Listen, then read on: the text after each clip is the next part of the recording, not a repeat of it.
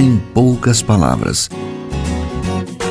Um olhar sobre o mundo, a vida e a sociedade, à luz da Palavra de Deus, com Augustus Nicodemos. Está entrando no ar mais uma edição do programa Em Poucas Palavras. Que bom contar com a sua audiência. Pastor Augusto já está com a gente aqui. Como vai, pastor? Estamos bem, graças a Deus, aqui já na expectativa de responder mais uma pergunta aqui, não é? Para abençoar os nossos ouvintes. Então vamos ao tema de hoje. E a tema do programa de hoje foi enviada pela ouvinte internauta Gláucia Samira, de Várzea Grande, Ceará. Além de agradecer pelo programa, que tem sido útil para tirar suas dúvidas, gostaria de saber o que o apóstolo Paulo quer dizer quando escreveu, abre aspas, não se ponham em julgo desigual com os descrentes, pois o que tem em comum a justiça e a maldade, ou que comunhão pode ter a luz com as trevas, que está registrado lá na segunda carta de Paulo aos Coríntios, capítulo 6, versículo 14. Está relacionado diretamente com o casamento? Veja aspas. Então, Gláucia, fique atenta que a sua pergunta é o tema do programa de hoje.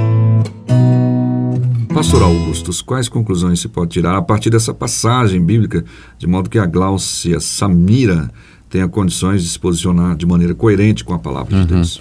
Vamos começar explicando a metáfora do apóstolo Paulo, né? O jugo era uma canga que se colocava no boi, para quando o boi ia puxar o arado, não é isso? Para preparar a terra para receber a semente, enfim. Era um processo que era usado na agricultura, né? Até hoje é usado, só que o pessoal faz com trator, né? Em alguns lugares talvez ainda com boi, né? Aí o que é que acontecia? Quando se ia treinar um boi novo, o que é que se fazia? Se pegava uma canga dupla e colocava o boi novo ao lado do boi velho, né? E lá ia o boi novo preso ao boi velho, o boi acostumado, né, a arar a terra, para aprender. Então aquela canga, né, aquilo era o jugo, né, que juntava aqueles dois animais para que pudessem juntos fazer aquela tarefa. O jugo desigual seria você, de repente, atar ao boi velho, ou um boi pequeno demais, ou um boi grande demais, ou um boi ligeiro demais, que acabava não funcionava o processo, né? Então tinha que encontrar um boi mais ou menos compatível, né, com aquele boi já experiente, para que a coisa pudesse fluir, pudesse caminhar. Então a figura que Paulo está usando ali é que nós não devemos nos meter num jugo com os incrédulos, porque seria um jugo desigual. Né? Você teria, por um lado, uma pessoa que é crente, que tem determinados princípios, que tem valores, que estão orientados pela palavra de Deus, que crê na pessoa do Senhor Jesus Cristo, que teme a Deus, e ela estaria ligada, e a questão é quais são os laços, né, que Paulo se refere, vamos falar disso daqui a pouco, mas ela estaria ligada a uma pessoa que Paulo chama de incrédulo, né? Que, portanto, não crê ou em Deus ou no Senhor Jesus Cristo, uma pessoa que não tem os mesmos valores, que não tem os mesmos princípios. Então, é realmente uma situação incômoda e que não dá certo, porque a crença religiosa, particularmente o cristianismo, ela é muito forte, ela mexe com todas as áreas da vida de uma pessoa, vai influenciar negócio, casamento, amizade, relacionamentos, a maneira como eu me divirto, a maneira como eu me visto, e de repente você está ligado por laços, né, formais ou outro tipo de laço com uma pessoa que é radicalmente diferente de você. Então, não funciona. Por isso, essa orientação de Paulo, né, para a gente não se meter, não se colocar em determinadas situações em que vai acontecer o caso do boi velho com um novilho lá, né, que a coisa não funciona. Um bravo com o manso. Ou um bravo com o manso, uma coisa dessa natureza. Então, essa é a figura que Paulo está usando. Agora, a pergunta é, que tipo de jugo em particular Paulo tinha em mente? Muita gente entende ou pensa que essa passagem tem como alvo principal o casamento. O casamento é uma espécie de jugo, né, no bom sentido, porque é uma aliança, é um acordo de caminhar juntos, de caminhar juntos, de constituir família, de juntos terem um lar, criar filhos. Então, as duas pessoas estão ligadas. Então, no caso do casamento, se você tem um crente que está ligado pelos laços do casamento com um descrente, é desigual. Por quê? Porque há valores e há princípios que são bastante diferentes e que tocam em áreas cruciais do casamento. O crente, por exemplo, quando ele estiver aflito, quando ele estiver angustiado, ele não vai poder contar com as orações, o apoio e a compreensão do incrédulo, né? O nome já está dizendo, ele não crê em Deus. Na hora da criação de filhos, o que é que eu vou ensinar para os meus filhos? O que é certo, o que é errado para eles? O crente vai ter uma posição e o incrédulo vai ter outra posição. Então, as pessoas pensam que Paulo está se referindo primariamente ao casamento.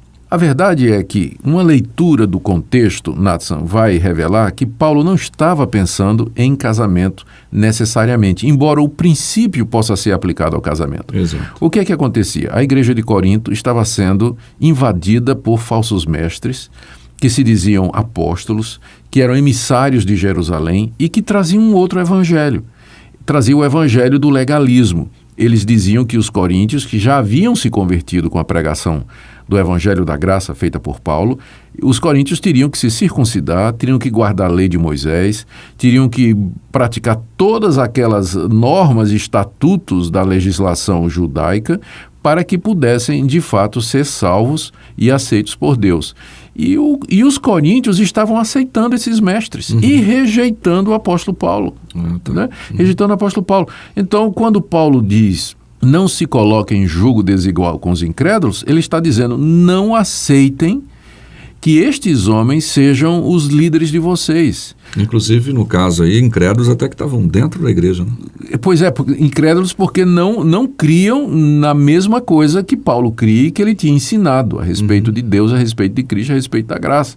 Então, o contexto ali é primariamente contra os falsos mestres. É uma advertência para que os cristãos não se coloquem debaixo da autoridade, da mentoria, do ensino, do ministério de pessoas que professam um outro evangelho. Você nota que depois de ter dito isso, não vos exponhais em julgo desigual com os incrédulos, ele pergunta, né, qual é a sociedade que pode haver entre luz e trevas, não é? Entre o templo de Deus e a casa dos ídolos, né? Caracterizando bem aqueles falsos mestres como emissários das trevas, emissários de Satanás. Mais adiante, nessa carta, ele vai dizer que estes falsos profetas, mestres, eles são, na verdade, ministros de Satanás, que se transfiguram em anjo de luz. Agora, esse princípio que está aí, ele pode ser aplicado a outras situações na vida.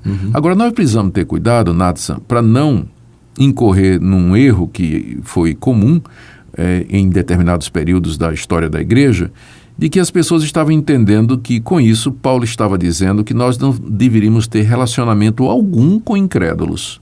Exato. E aí, o que é que resultou nisso? A existência de mosteiros, a vida monástica, a vida em isolamento, a gente sincera que queria servir a Deus, que se retirou da sociedade e foi para os desertos, para as montanhas, viveu uma vida de solitude, de meditação, porque não tem como você viver no mundo sem se meter num julgo desigual. Você está na sala de aula. Você está na sala de aula, você tem um professor que é ateu. Você vai comprar um carro, você vai fazer um financiamento de uma loja que o dono é idólatra, né? Fora os juros abusivos, né? Quer dizer, nós somos seres sociais, estamos inseridos numa sociedade. Na primeira carta que Paulo escreveu aos Coríntios, no capítulo 5, ele disse assim: antes eu já escrevi a vocês que vocês não se associassem com os impuros, com os imorais e tudo, mas eu estou agora dizendo que eu me refiro não propriamente aos impuros e imorais do mundo, porque senão vocês teriam que sair do mundo. Mas eu me refiro àqueles que, se dizendo irmãos, são imorais, são impuros, são idólatras, avarentos, maldizentes. Então, eu diria até que essa restrição é muito mais para nós não nos identificarmos e não andarmos com esse pessoal que se diz crente e que, na verdade, vive como um pagão, né? Então, não é uma ordem para que nós não tenhamos relacionamento algum com quem não é crente. Sim. Mas apenas que nós tenhamos cuidado, porque há circunstâncias na vida, acabei de falar do casamento, né? Também, talvez até fazer um negócio, né? Uma sociedade, né? Tem que pensar bem, porque nós Os princípios são diferentes. Os princípios são diferentes, mas não significa é um isolamento, né, uma fuga do mundo e da sociedade, porque então, como Paulo diz, nós teríamos que realmente fugir do mundo e viver em mosteiros. Então tá aí, né? Essa explicação acho que ficou clara para a nossa ouvinte, a Gláucia Samira. O nome dela é um nome bonito, né? É S-A-N-M, então não sei como pronuncia. Então estou tentando aqui, Gláucia Samira, mais ou menos. Se estiver errado, depois você corrige aí pelo WhatsApp, tá bom? E espero que você tenha ficado satisfeita com a resposta que foi dada aqui. Obviamente, como disse o pastor Augustus, isso não significa que você deva correr. Tem gente que, inclusive, pastor, antes de se converter, conversava e andava no mesmo jugo errado, né? Com alguém que não conhecia a Cristo, seu vizinho e tudo. Depois que ele foi aceito por Cristo, ele simplesmente fechou-se totalmente para o relacionamento com aquele vizinho incrédulo. Tem muita gente assim. E acaba, não, agora eu não posso nem conversar. Não é isso que a Bíblia está dizendo. Está dizendo para você não se pôr em julgo, ou seja, caminhar na mesma direção que ele. Exatamente. Mas trazê-lo para caminhar com a gente. Não é perfeitamente. Essa é a ideia do jogo. Chegamos ao final de mais uma edição do programa Em Poucas Palavras, agradecendo a todos os nossos ouvintes de Várzea Alegre, Ceará, na pessoa da Gláucia Samira. Obrigado, Gláucia. Continue participando. Pastor Augustus. Eu oro, querido ouvinte, que Deus abençoe sua vida e que você faça as escolhas corretas aqui nesse mundo à luz da palavra de Deus. Até o próximo programa, se Deus quiser. Toda vez que estou triste, sem ninguém pra conversar, leio a Bíblia e de repente Jesus vem a me falar que só Ele é o caminho para minha salvação. É a paz, é a alegria dentro do meu coração. Ilumina minha vida e me dá o seu perdão, pois sempre que eu preciso Ele estende suas mãos. Somente Deus pra me guiar, em seu caminho bem seguro eu posso andar. Somente Deus no coração, por grande amor Ele me deu a salvação.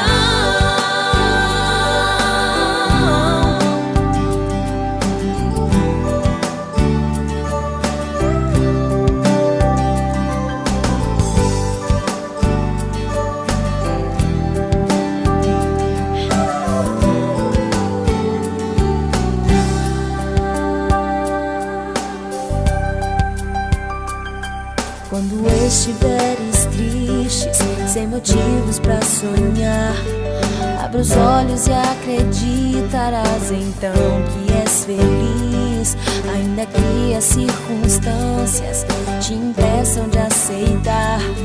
Mesmo assim Deus abre as portas e o melhor por ti fará. E se tão grande for o mar, não temas, o teu Deus maior será. Ele fará um caminho em meio às grandes ondas passará. Somente Deus pra me guiar, em seu caminho bem seguro eu posso andar. Somente Deus no coração, por grande amor Ele me deu a salvação. Somente Deus. Se você deseja saber mais sobre esse e outros assuntos à luz da Palavra de Deus, domingo às 9 da manhã ou às 7 da noite. Será um prazer conhecê-lo pessoalmente. Primeira Igreja Presbiteriana de Goiânia, Rua 68, esquina com 71 Centro. Fone 3213-3320. www.pipg.org. Em